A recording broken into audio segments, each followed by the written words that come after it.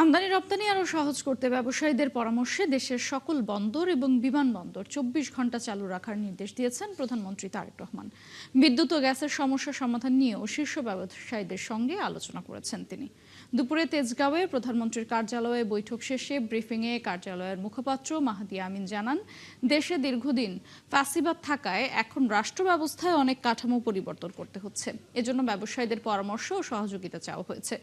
অন্যদিকে বৈঠক শেষে ব্যবসায়ীদের পক্ষে এমজিআই চেয়ারম্যান মোস্তফা কামাল জানান, দেশের জ্বালানি পরিস্থিতি, রপ্তানি এবং ইকোনমিক জোনগুলোতে কি কি অসুবিধা রয়েছে এসব বিষয়ে তাদের সাথে আলোচনা করেছেন প্রধানমন্ত্রী। বিগত বৈঠকের ২০টি এজেন্ডার মধ্যে ৮ থেকে ৯টির বিষয়ে এরই মধ্যে সরকার পদক্ষেপ নিয়েছে বলেও জানান তিনি। প্রধানমন্ত্রীর সঙ্গে অত্যন্ত আন্তরিকতার সঙ্গে ফলপ্রসূ আলোচনা হয়েছে জানিয়ে দেশের এই শীর্ষ ব্যবসায়ী বলেন, বিনিয়োগ বান্ধব পরিবেশ নিয়ে সরকারের উদ্যোগে তারা সন্তুষ্ট।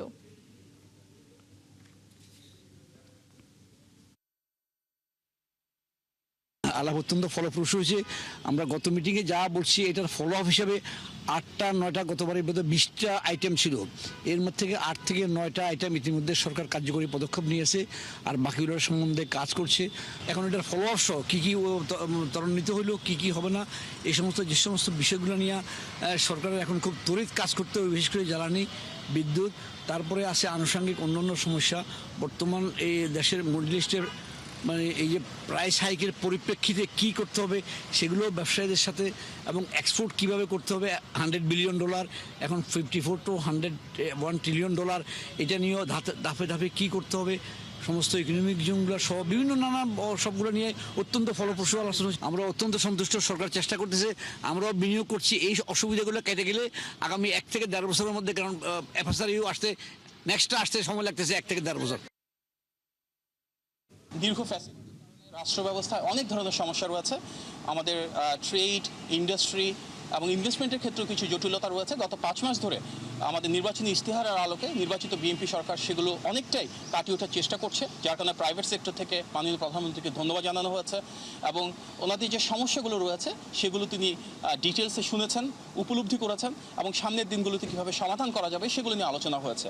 বিশেষভাবে আমাদের বিদ্যুৎ এবং গ্যাসের যে ঘাটতি রয়েছে, কিভাবে আমরা এনার্জি সেক্টরে যে লং টার্ম ধরে চলে আসা সমস্যা সেটা সমাধান করব, কিভাবে আমাদের এনার্জি সিকিউরিটিটাকে আরেকটু এনহান্স করব, বাংলাদেশে দেশি এবং বিদেশি বিনিয়োগ বাড়ানোর জন্য আমাদের এনবিআর বা ট্যাক্সের কী ধরনের রিফর্ম করার প্রয়োজন রয়েছে, কিভাবে আমাদের পলিসি সাপোর্টটা এমন হবে যেখানে প্রাইভেট সেক্টর লেড একটা গ্রোথ আমরা ইনশিওর করতে পারি, সেগুলো নিয়ে আলোচনা হয়েছে। এদিকে প্রধানমন্ত্রী তারেক রহমানের নেতৃত্বে বাংলাদেশ এখন স্থিতিশীলতার পথে বলে মন্তব্য করেছেন মার্কিন প্রেসিডেন্টের বিশেষ দূত সার্জিও গর।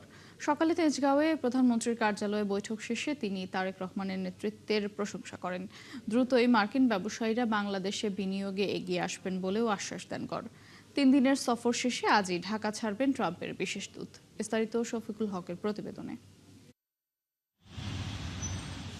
3 দিনের সরকারি সফরে বৃহস্পতিবার ঢাকায় এসেছেন যুক্তরাষ্ট্রের দক্ষিণ ও মধ্য এশিয়া বিষয়ক বিশেষ দূত সার্জিও গর। সফরের শেষ দিনে প্রধানমন্ত্রী তারেক রহমানের সঙ্গে দেখা করেন তিনি। শনিবার সকাল 9:30টায় তেজগাঁওয়ে প্রধানমন্ত্রীর কার্যালয়ে আধা ঘন্টা ধরে চলে বৈঠক। সার্জিও গরের এই সফরকে বাংলাদেশ যুক্তরাষ্ট্র সম্পর্কের চলমান সংলাপের অংশ হিসেবেই দেখা হচ্ছে। বৈঠক শেষে সার্জিও গর জানান, প্রধানমন্ত্রী তারেক রহমানের সঙ্গে অত্যন্ত ফলপ্রসূ আলোচনা হয়েছে। খুব সুন্দর ফলপ্রসূ বৈঠক হয়েছে প্রধানমন্ত্রী তারেক রহমানের সঙ্গে। প্রত্যাশা করি সামনের দিনে দুদেশের পারস্পরিক সম্পর্ক আরও এগিয়ে যাবে। খুব শীঘ্রই মার্কিন ব্যবসায়ীদের একটি প্রতিনিধি দল বাংলাদেশ সফর করবেন বলেও জানান গর। সেই সফরে বাংলাদেশে কোন কোন খাতে বিনিয়োগ করবেন সেটির সম্ভাব্যতা যাচাই করবেন তারা। We have seen some of that already come out this week. We have lowered our travel advisory for Bangladesh. মার্কিন ব্যবসায়ীরা বাংলাদেশে বিনিয়োগের জন্য আগ্রহী। শীঘ্রই বিনিয়োগকারীদের একটি প্রতিনিধি দল বাংলাদেশ সফর করবেন। সেখানে কোন খাতে বিনিয়োগ করা যায় তার সম্ভাব্যতা যাচাই করবেন ব্যবসায়ীরা। And the message that we want to make sure that gets out there between our two sides is that there's incredible potential. And whether that relates to the pharma industry, whether that relates to IT, there's a lot that the United States and Bangladesh can do together, and we look forward on building on that. দক্ষিণ ও মধ্য Asia বিষয়ক বিশেষ দূতের দায়িত্ব নেওয়ার পর এটি Sergio গরের প্রথম ঢাকা সফর। শফিকুল হক, 71, ঢাকা। বাংলাদেশে এসে মার্কিন বিশেষ দূতের সঙ্গে ভারতের রাষ্ট্রদূতের বৈঠক অপ্রত্যাশিত বলে মন্তব্য করেছেন জামায়াতে ইসলামের আমির ডক্টর শফিকুর রহমান।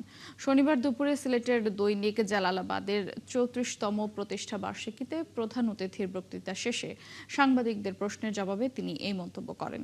জামায়াতের আমির বলেন, বাংলাদেশ ও যুক্তরাষ্ট্রের দ্বিপাক্ষিক বিষয়ে আলোচনা দেশের সরকার ও বিরোধী দলের সাথে হওয়া উচিত, অন্য কোনো দেশের সাথে আলোচনা কাম্য নয়। নির্বাচন কমিশনে দলীয় লোক বসানো হয়েছে উল্লেখ করে তিনি বলেন, স্থানীয় সরকার নির্বাচনের আগে সরকারের কিছু প্রক্রিয়া নিয়ে বিরোধী দল উদ্বিগ্ন। এদিকে গণভোটের রায় বাস্তবায়ন না হলে এর পরিণতি ভয়াবহ হবে বলে হুঁশিয়ারি দেন ডাক্তার শফিকুর রহমান।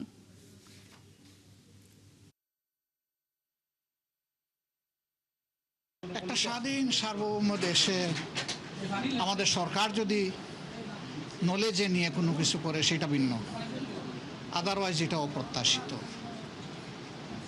তারা তো ইন্ডিয়া বসে কথা বলতেই পারেন, তিনি তো ইন্ডিয়ার রাষ্ট্রদূত।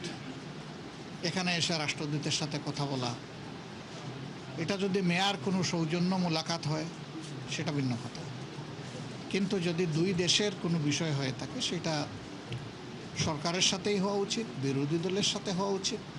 পার্টিকুলার কোনো দেশের কোনো কূটনীতিবিদের সাথে এটা আমাদের কাম্য না। বিএনপি দেশে গণতন্ত্রের চর্চা করলেও বিরোধীরা সংসদের পরিবর্তে রাজপথ বেছে নিয়েছে বলে মন্তব্য করেছেন তথ্যমন্ত্রী জহিরুদ্দিন স্বপন।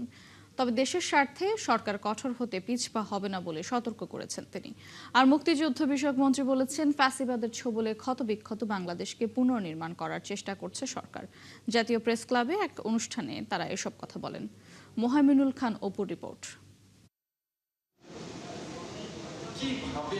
জাতীয় প্রেস ক্লাবে বাংলাদেশ ফটো জার্নালিস্ট অ্যাসোসিয়েশন এবং আমরা বিএনপি পরিবারের যৌথ উদ্যোগে আয়োজন করা হয় জুলাই গণঅভ্যুত্থানের চিত্র প্রদর্শনী। এতে অংশ নেন সাংবাদিক, তথ্যমন্ত্রী, মুক্তিযুদ্ধ বিষয়ক মন্ত্রী, প্রধানমন্ত্রীর অতিরিক্ত প্রেস সচিব সহ বিভিন্ন শ্রেণী পেশার মানুষ। এ সময় তারা বলেন, তথাকথিত জুলাই যোদ্ধা বিভিন্ন জায়গায় অরাজকতা করছে।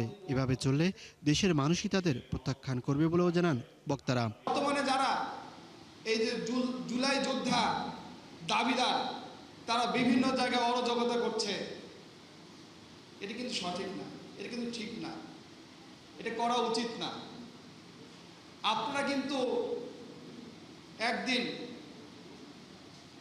এই দেশের মানুষের দ্বারাই প্রত্যাখ্যিত হবেন। এ সময় মুক্তিযুদ্ধ বিষয়ক মন্ত্রী বলেন, ফ্যাসিবাদের ছোবলে ক্ষতবিক্ষত দেশকে পুনর্নির্মাণের চেষ্টা করছে বিএনপি সরকার।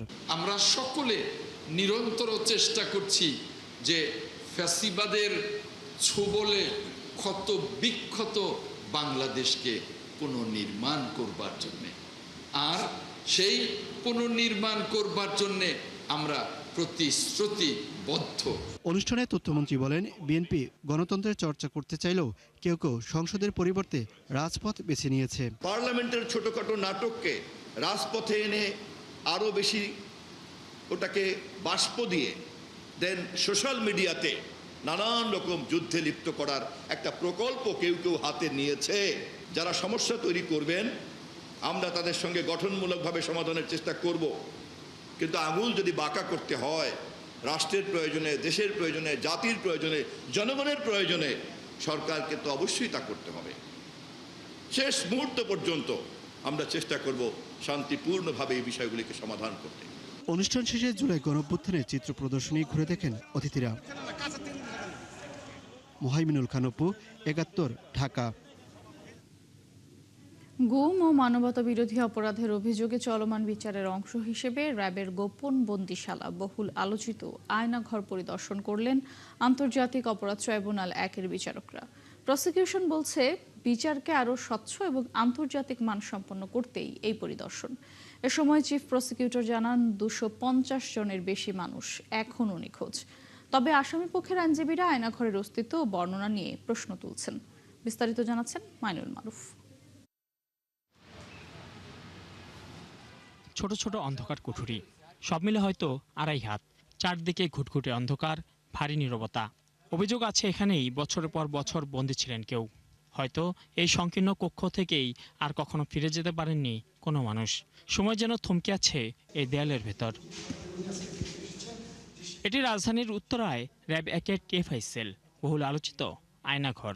অভিযোগ আছে 2 তলা ভবনের এই গোপন বন্দিশালায় গুম ও নির্যাতনের শিকার হয়েছেন অসংখ্য মানুষ। প্রসিকিউশনের দাবি, গুমের শিকার অন্তত 250 শতাধিক মানুষের খোঁজ এখনো মেলেনি। যে জায়গাটুকু দেখছেন, আমার যদি হাত দিয়েও মাপি, সর্বোচ্চ 2 থেকে 2.5 হাত জায়গা, এর মধ্যেই কোনো মানুষ কাটিয়ে দিয়েছেন যুগেরও বেশি সময়। আন্তর্জাতিক অপরাধ ট্রাইব্যুনালের প্রসিকিউশন জানায়, এই গোপন বন্দিশালায় বর্তমান স্বরাষ্ট্রমন্ত্রী সালাউদ্দিন আহমদ, সংসদ সদস্য ব্যারিস্টার আরমান সহ বিরোধী রাজনৈতিক দলের অনেক নেতাকেও আটকে রাখা হয়েছিল।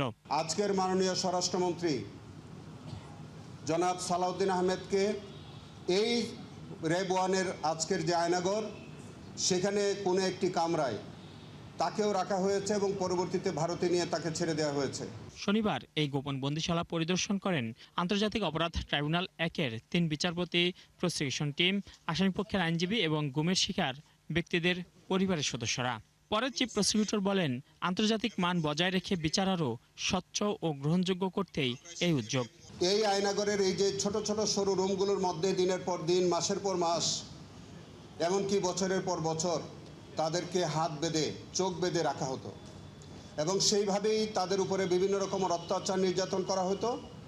কাউকে কাউকে দীর্ঘদিন পরে ছেড়ে দেওয়া হতো, বিভিন্ন মিথ্যা মামলায় তাদেরকে দেওয়া হতো এবং অনেকেই মেরে ফেলা হতো।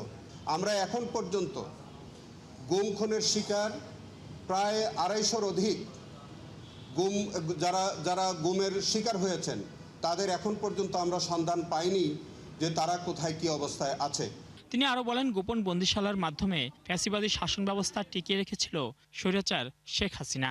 এর সাথে জড়িত সবাইকেই আইনের আওতায় আনার কথা জানান আমিনুল ইসলাম। এই মানবতা বিরোধী অপরাধের বিচার ইতিমধ্যে চলছে, অনেকগুলো ঘটনার ইনভেস্টিগেশন চলছে। এরকম একটি আয়নাগরের মধ্য দিয়ে যেমন একটি রাষ্ট্র ফ্যাসিবাদী রাষ্ট্র হিসেবে আবির্ভূত হয়েছিল, যে সরকার এই রাষ্ট্রটাকে পরিচালনা করেছিলেন, যে রাজনৈতিক সরকার সেই রাষ্ট্রটিকে পরিচালনা করেছিলেন, সেই সরকার এবং ওই রাজনৈতিক দলের দায় কোনো অংশেই কম নয়। তবে পরিদর্শন শেষে ভিন্ন অবস্থান নেয় আসামিপক্ষ। তাদের দাবি, আয়নাগর নিয়ে যে বর্ণনা দেওয়া হচ্ছে বাস্তবতার সঙ্গে তার মিল নেই। এটা আয়নাগর না, সেখানে আমি ছোট্ট একটা আপত্তি আপনাদেরকে জানালাম এবং নির্মম টর্চার হয়েছে, এই কথাটা আমরা বলতে পারি না। আমাদের এই 10 জনের বিরুদ্ধে এখানে রাখার কোনো সুস্পষ্ট অভিযোগ ওনারা দিতেই পারেন না। অ্যাবসলিউটলি ওনারা যেটা পেপারে লিখেছেন, এখানে আমরা যেটা দেখেছি একটা মিল নেই। বিচার কার্যক্রমের স্বচ্ছতা নিশ্চিতে আগামী শনিবার ঢাকা সেনানিবাসের ডিজিএফআই কার্যালয়ের ভেতরে থাকা জেআইসি সেল পরিদর্শন করবেন আন্তর্জাতিক অপরাধ ট্রাইব্যুনালের বিচারক, প্রসিকিউশন ও সংশ্লিষ্ট পক্ষের প্রতিনিধিরা। মাইনুল মারুফ, ৭১, ঢাকা। জুলাই গণহত্যার মাধ্যমে আওয়ামী লীগের রাজনৈতিক ও সামাজিকভাবে চূড়ান্ত পরাজয় হয়েছে বলে মন্তব্য করেছেন মুক্তিযুদ্ধ বিষয়ক মন্ত্রণালয়ের প্রতিমন্ত্রী ইশরাক হোসেন। সৎ সাহস থাকলে দলটির নেতাদের দেশে ফিরে আইনের মুখোমুখি হওয়ার আহ্বান জানান তিনি। এ সময় ডিবেট ফর ডেমোক্রেসির চেয়ারম্যান হাসান আহমেদ চৌধুরী কিরণ বলেন, ফ্যাসিবাদ বিরোধী দলগুলোর ঐক্য বিনষ্ট ও রাষ্ট্রের স্থিতিশীলতা নষ্টে দেশি বিদেশি অপশক্তি তৎপর রয়েছে। মামুন হোসেনের রিপোর্ট। মাননীয় স্পিকার, এই যে আমরা যে আজকে এখন মুখ খুলে বলতে পারতেছি, লাখো শহীদের রক্তে কেনা দেশটা কারোর বাপের না। জুলাই হত্যাকাণ্ডের দায় নিয়ে ডিবেট ফর ডেমোক্রেসির এবারের ছায়া সংসদ। বিতর্কের বিষয়, জুলাই হত্যার দায়ে আওয়ামী লীগের রাজনৈতিক পরাজয়ের চেয়ে সামাজিক পরাজয় বেশি। শনিবার এফডিসিতে আয়োজিত প্রতিযোগিতায় সরকারি দল হিসাবে গণবিশ্ববিদ্যালয় ও বিরোধী দল হিসাবে Bangladesh university of business and টেকনোলজির বিতার্কিকরা পক্ষে বিপক্ষে যুক্তি তুলে ধরেন। বাঙালি মনস্পিকার বারবার সামাজিকভাবে পরাজিত করেছে, আওয়ামী লীগকে প্রত্যাখ্যান করেছে, বয়কট করেছে। মানুষের তৃষ্ণা মেটানোর মতো মানবিক কাজও যখন মৃত্যুর কারণ হয়ে দাঁড়ায়, তখন প্রশ্ন জাগে একটি সমাজ কতটা ভয়াবহ অবস্থায় পৌঁছেছিল। মাননীয় স্পিকার, অনুষ্ঠানে ডিবেট ফর ডেমোক্রেসির চেয়ারম্যান হাসান আহমেদ চৌধুরী কিরণ বলেন, ফ্যাসিবাদ বিরোধী ঐক্য বিনষ্ট ও রাষ্ট্রে স্থিতিশীলতা নষ্টে দেশি বিদেশি অপশক্তি তৎপর রয়েছে।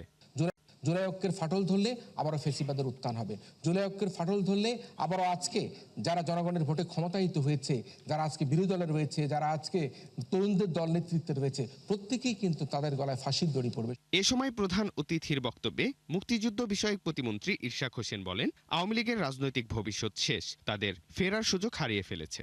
জুলাই গণহত্যা একটা জেনোসাইড করার পরে রাজনৈতিকভাবে তাদের পুনর্বাসনের কোনো সুযোগ নাই। পলিটিক্যাল অ্যান্ড সোশ্যাল ডিফিট এই গণহত্যার মাধ্যমে আওয়ামী লীগের হয়েছে। তুমুল যুক্তিতর্কের মধ্য দিয়ে বিজয়ী হয় Bangladesh university of business and টেকনোলজির বিতার্কিকরা। মামুন হুসাইন, ৭১, ঢাকা। নির্বাচন প্রাক্কালে তারেক রহমানের সকল প্রতিশ্রুতি বাস্তবায়ন করার চেষ্টা করছে সরকার, এমন মন্তব্য করেছেন প্রধানমন্ত্রীর রাজনৈতিক উপদেষ্টা রুহুল কবির রিজভী। সেই সাথে সমমর্যাদার ভিত্তিতে পররাষ্ট্রনীতি পরিচালিত করছে সরকার বলেও জানান তিনি। দুপুরে ডিপ্লোমা ইঞ্জিনিয়ারিং ইনস্টিটিউটে কারিগরি শিক্ষা নিয়ে সেমিনারে রুহুল কবির রিজভী বলেন, দেশের কর্মক্ষেত্র উন্নয়নে কারিগরি শিক্ষাকে গুরুত্ব দিতে হবে। বর্তমান সরকার কারিগরি শিক্ষাকে গুরুত্ব দিয়ে কাজ করছে বলেও জানান এই রাজনৈতিক উপদেষ্টা। অনেক ধরনের মন্তব্য করলেও গুম খুন কিংবা হেনস্থার রাজনীতি এখন আর নেই বলেও স্বস্তি প্রকাশ করেন রিজভী।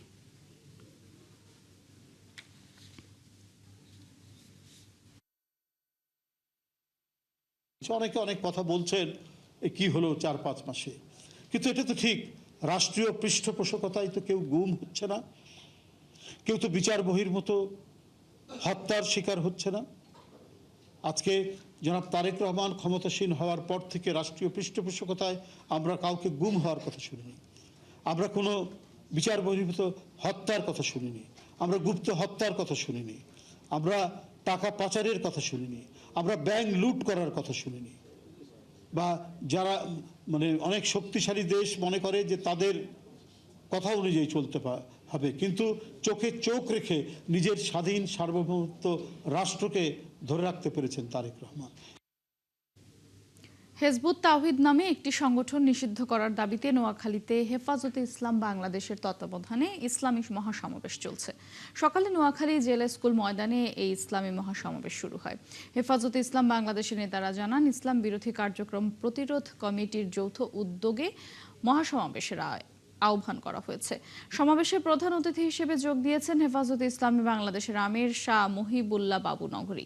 এছাড়া দেশের শীর্ষ পীর, মাশায়েখ, ওলামায়ে কেরাম ও জাতীয় নেতারা বক্তৃতা করেন।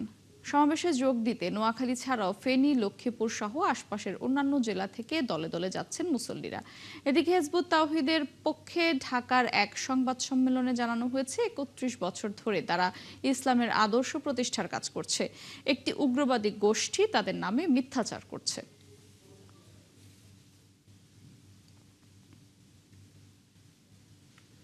বিশ্ববিদ্যালয়ে গবেষণা প্রতিষ্ঠান এবং উন্নয়ন সহযোগীদের সমন্বিত উদ্যোগের মাধ্যমেই দেশের অভিবাসন খাতকে আরও শক্তিশালী করা সম্ভব বলে জানিয়েছেন সংসদ সদস্য ও ককাস অন মাইগ্রেশন অ্যান্ড ডেভেলপমেন্টের চেয়ারম্যান ABM মোশাররফ হোসেন। সকালে রাজধানীর সিরডাপে ঢাকা ইন্টারন্যাশনাল ইউনিভার্সিটির CMRD আয়োজিত এক সেমিনারে যোগ দিয়ে একথা জানান তিনি। বলেন, বিশ্বব্যাপী অভিবাসন ব্যবস্থায় দ্রুত পরিবর্তনের জন্য দক্ষ মানব সম্পদ গড়ে তোলা, নতুন শ্রমবাজার খুঁজে বের করতে কাজ করছে সরকার। অনুষ্ঠানে প্রধান পৃষ্ঠপোষক ব্যারিস্টার শামীম হায়দার পাটোয়ারি বলেন, টেকসই উন্নয়ন, বৈদেশিক কর্মসংস্থান সম্প্রসারণ এবং প্রবাসী কর্মীদের কল্যাণ নিশ্চিত করতে গবেষণা ভিত্তিক নীতি নির্ধারণের কোনো বিকল্প নেই। আন্তর্জাতিক অভিবাসন সংস্থা IOM, শ্রম সংস্থা ILO, বিশ্ববিদ্যালয়ের শিক্ষক, গবেষক, শিক্ষার্থীরা উপস্থিত ছিলেন এই আয়োজনে। দর্শক, চলছে সংবাদ সংযোগ। সরাসরি সংবাদ অনুষ্ঠান দেখতে চোখ রাখুন ৭১-এর ফেসবুক পেজ এবং সাবস্ক্রাইব করুন ৭১-এর ইউটিউব চ্যানেল। থাকুন ৭১-এর সাথে।